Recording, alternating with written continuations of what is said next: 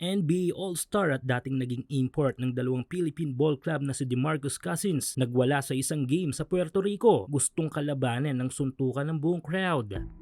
So matapos ang naging stint ng former NBA at four-time NBA All-Star na si DeMarcus Cousins noong 2022 sa kupunan ng Denver Nuggets, ay sinimulan ng libutin nito ang iba't ibang mga basketball leagues and teams sa mundo upang makalaro. Naging mindset yata ni Boogie Cousins ay ang kumita hanggat kaya pa nitong lumaro. Malibang kasi sa kasikatan ng 6'10" dominant center na ito, ay talagang kung papanoorin natin ay may tangan pa itong kalakasan sa game. Naging unang target ng World Tour ni Cousins ay ang Puerto Rico, kung saan ay lumaro ito sa isang ball club bago niya pangalawang targetin ng Young Asia, kung saan ay unang lumaro ito sa Taiwan para sa kanilang T1 League. Matapos noon ay tumungo si Cousins sa bansa para naman maging import sa ating Philippine ball club na Zamboanga Valientes. Sunod na naging team ni Cousins mula pa rin sa Pilipinas ay ang ating team representative sa Dubai Basketball Tournament na Strong Group Athletics. Ayon sa mga reports ay willing sana si Cousins na maging import pa sa ating pambansang liga na PBA, kaso nga lang ay sa hindi malamang dahilan ay walang PBA team na nag-push na kuhanin ito. Siguro numero unong factor na nga dito ay ang presyo nito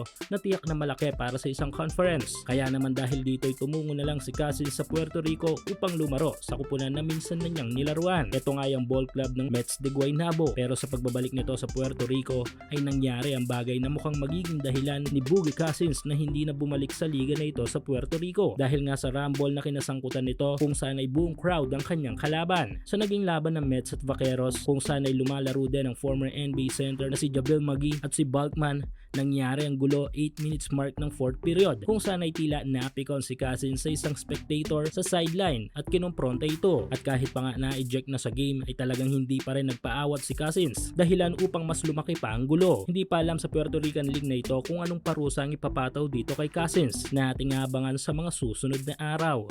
Ahí ves la seguridad de Cousins tratando también en la medida de que sea posible de detener de alguna manera u otro, y los fanáticos pues,